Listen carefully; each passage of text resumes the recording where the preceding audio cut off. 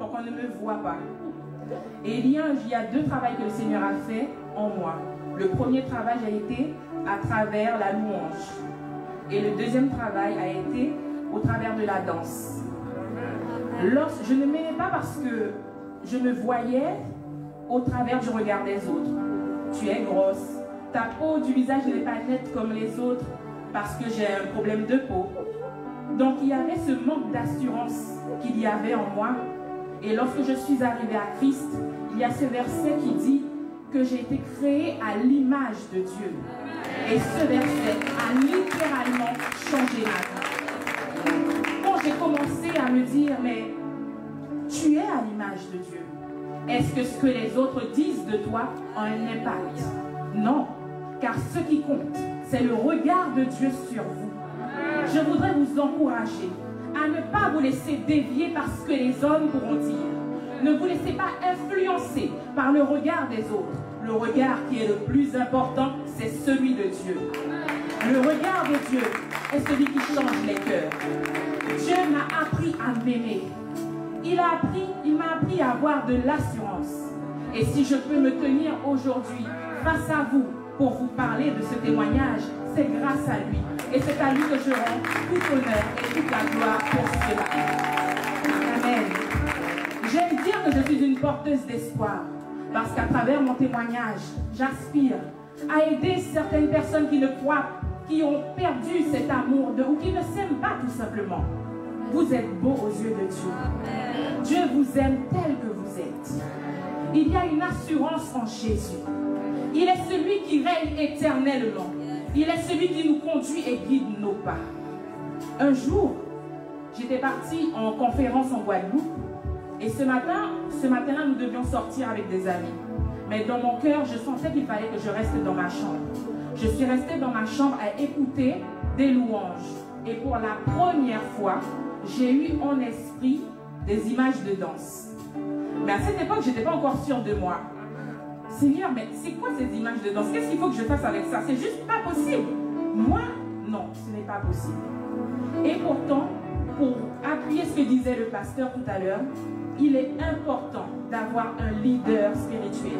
Il est important d'avoir un pasteur au-dessus de vous. Lorsque le Seigneur vous parlera, vous communiquera une vision, il faut que vous ayez ce leader spirituel à qui vous pourrez parler. Voilà ce que j'ai reçu du Seigneur. Qu'est-ce que tu en penses? Cette personne va vous donner des conseils. Et je remercie le Seigneur pour le pasteur que j'ai eu, qui était une femme également, qui m'a encouragée alors que j'avais peur. J'avais peur du regard des gens de mon assemblée. J'avais peur du regard des autres. Celle qui est tout le temps assise dans le coin de l'église, qui ne parle pas, qui est effacée, qui même à la louange, elle est juste statique, elle chante, et qui va se mettre à danser. Vous vous imaginez le travail que ça demande intérieurement? Mais ce n'est pas par vos propres forces que vous arrivez à faire ce genre de choses. Mais c'est par mon esprit, dit le Seigneur. C'est par son esprit que l'on arrive à faire des choses extraordinaires. Et ce jour-là, j'ai pu dire, Seigneur, j'avais entendu parler de toi, mais aujourd'hui, mes yeux t'ont vu. Amen. Dieu est grand. Dieu est capable de faire l'impossible. Je ne pouvais pas imaginer danser un jour devant une assemblée. Mais avant de m'envoyer, il a d'abord procédé par étapes. Il est important de ne pas aller plus vite que le processus, comme disait le pasteur Kiminou. Parfois, on a la vision, on est pressé. Ah, je veux être devant. Non. Il m'a communiqué la vision, mais il ne m'a pas dit que je danserais. Donc, à ce moment-là, j'ai communiqué la vision à des personnes de mon assemblée qui, elles, ont dansé. J'ai passé plusieurs mois dans l'ombre. Et en travaillant avec les autres, je me suis rendu compte qu'il y avait une guérison intérieure qui se faisait. Mais dans l'ombre, pas à la lumière tout de suite.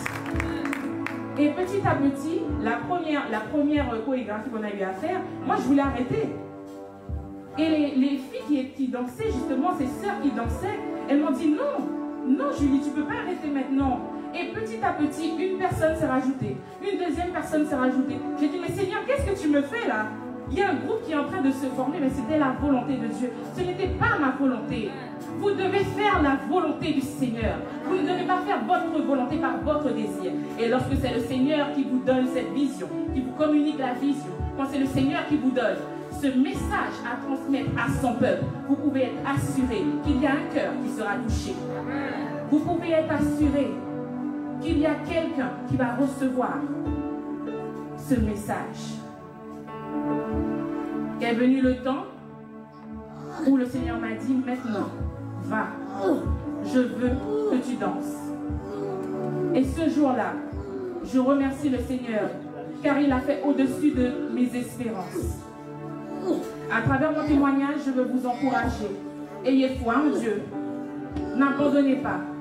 Et il vous appellera sûrement dans des contrées lointaines, là où vous ne pensez même pas aller, faire des choses que vous pensez au-dessus de vos forces. Et pourtant, il est celui qui vous conduit. Je voudrais terminer avec une chose, l'importance de l'intimité, l'importance du lieu secret, car c'est là qu'il se passe énormément de choses. Vous venez dans l'assemblée, c'est bien, mais il est important, avant de venir dans l'assemblée, d'aller au pied du Père, dans votre chambre, dans votre lieu secret, dans ce lieu où il vous communiquera des choses sur votre vie, où il vous dira ce qu'il veut que vous fassiez. Car ce jour-là, j'ai choisi d'aller dans mon lieu secret au lieu de sortir avec mes amis. Et c'est là que pour la première fois, il m'a communiqué cette vision. Je voudrais terminer par une chose. Il y a 1 an, alors que le coronavirus venait justement d'apparaître, le Seigneur m'a dit, prends toutes tes affaires et quitte chez toi, pars. Et je me disais, mais, et cette vision que tu m'as donnée, on a fait un groupe de danse, il y a énormément de choses qui se font, il y a la louange, j'étais au groupe des femmes, et en fait, il te dit quitte tout, et là tu as l'impression que la vision est en train de mourir. Je suis partie, ça fait 1 an ce mois-ci que je suis en métropole. Et lorsque j'ai dû partir, il m'a dit, il y a le coronavirus, mais lorsque la foule s'agite, toi reste calme. Lorsque la foule s'agite, toi reste calme. J'avais confiance au Dieu de mon salut. Je suis restée calme. J'ai quitté un CDI, j'ai quitté la stabilité de l'endroit pour venir ici me former. Pas au métier que je voulais faire, mais au métier que le Seigneur m'a demandé de faire. Aujourd'hui, je fais une formation de musicothérapeute pour utiliser le sonore, utiliser le mouvement comme technique de soin pour aider mon prochain. Quand je suis arrivée ici, j'étais seule. Je n'avais pas de membre de ma famille. J'avais personne. Et il est arrivé un moment où j'étais découragée. Ça faisait 3 mois que j'étais ici. J'ai connu l'hiver pour la première fois. Et il n'y avait plus la vision. Il n'y avait plus les danses. Il n'y avait plus les louanges. Mais à ce moment-là, c'est là que l'ennemi vient frapper. Il vient frapper en disant, tu vois, tu pensais que tu allais faire de la danse. Tu pensais que tu allais chanter, mais regarde où tu es maintenant. Dieu, il t'a dit de partir, tu es partie, tu es toute seule. Il n'y a plus rien. C'est mort. C'est mort. Et alors que je pensais que c'était mort, c'est là qu'il m'a parlé.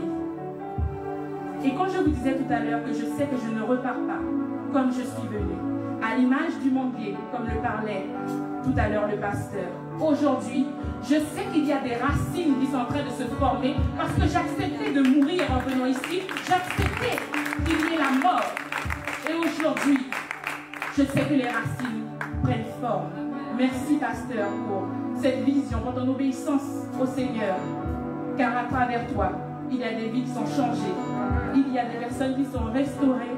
Et il y a des visions de Dieu qui prennent racine et qui certainement, dans un avenir, je ne sais pas quand, prendra. Mais aujourd'hui, ce que je peux vous dire, c'est que j'ai repris confiance en cette vision que le Seigneur m'a donnée.